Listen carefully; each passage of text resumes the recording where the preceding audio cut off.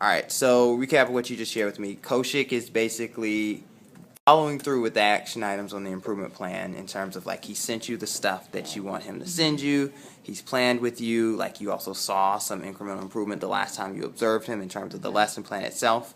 And one thing I did just notice when I looked at his tracker though, for that at least for Unit 5, only one student passed with a 74, which I don't know. I guess that's passing. But everyone else was, the next highest was 68, and then every other person was in the 40s. So I think mastery is still really low, and I think we're still talking about low-level student learning. Yes. However, he is starting to follow through with some of the things that you're asking him to do. Yes. Whether or not it's making enough of a difference yet, we'll see. So let's talk about what we saw today. Yes. So what we saw today in his classroom, what does that lead you to believe about the current level of student outcomes, rigor, and culture? Let's start there, and then we'll go from there to prioritize. Well, student outcomes, I don't believe that there's any learning. If I'm casting it on the whole class, there's no learning. Yeah. And can you talk a little bit more about just where you're pulling that evidence from? I agree with that. I think it's limited at best, but I think it's basically none, especially given what we saw for Limit 5. From a couple of things. Number one, the data wall that he had in there before, the numbers that I saw, not the stickers, the numbers that I saw were like 30%, 40%. Yeah. The test averages that he brought to one of our meetings.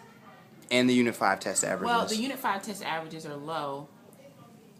He gave a Unit 4 test in January, and they weren't even graded by February. So not only were the scores low, but the kids had no, if they don't even have their results by then, it's irrelevant information. No. So that's no learning. And then I think based on what we saw today, maybe 3 or 4 students at best were maybe having a call and response conversation. Everybody else was just, and as you found out, there were just people in his class that were just not doing anything. And the last time I did observe, there were 2 students in the back that had no sheet, and they were just sitting there. And I was like, why don't you have a sheet? Go get a sheet. So there's no learning going on. And the other thing is, for this class, and this is something I want to come back to later, and I need for you to be with me in his end of the year thing, because this is something I've been pushing him with. He has 3 classes. His first period class, he says, is his lowest level class. Okay, fine. He said that he decided in January that he was not preparing them for the end of course test because he didn't feel like they could get there. And I was like, well, how can you make a decision for kids when that rubbed me the wrong way? So I think all of that compounded with I think that's at the heart of what we're saying, and we're going to come back to that because that is, so let's go to culture and rigor real quick first. Culture, apathetic. Yeah, I agree. It's apathetic at best. I think at best. I think right now the behavior is unruly. But behavior's not unruly, right? Here's the thing. Whatever to the classes. In 5 of the 16 kids, only 5 of the 16 kids in that room were actually somewhat participant.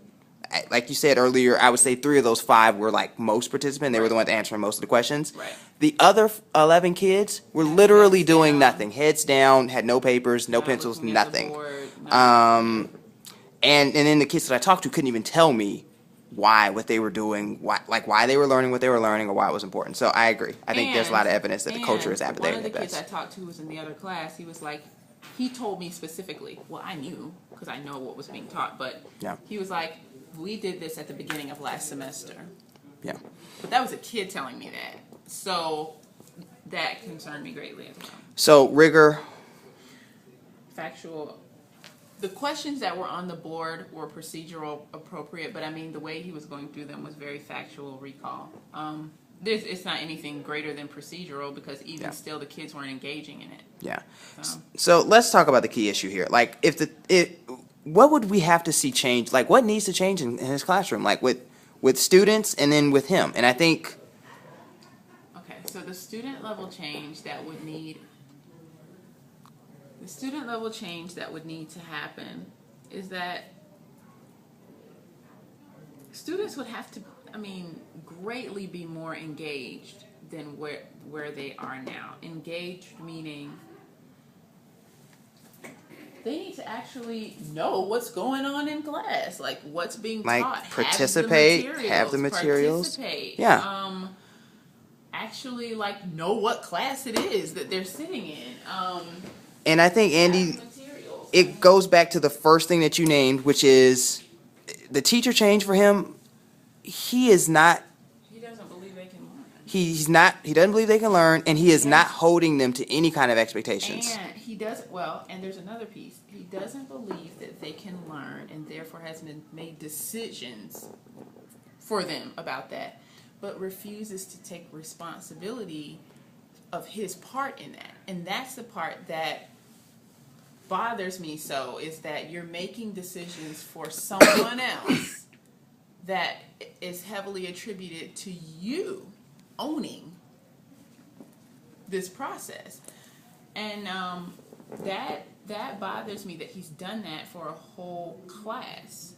When I went up to him, I told him, "Why do five of your kids in the back literally have nothing in front of them?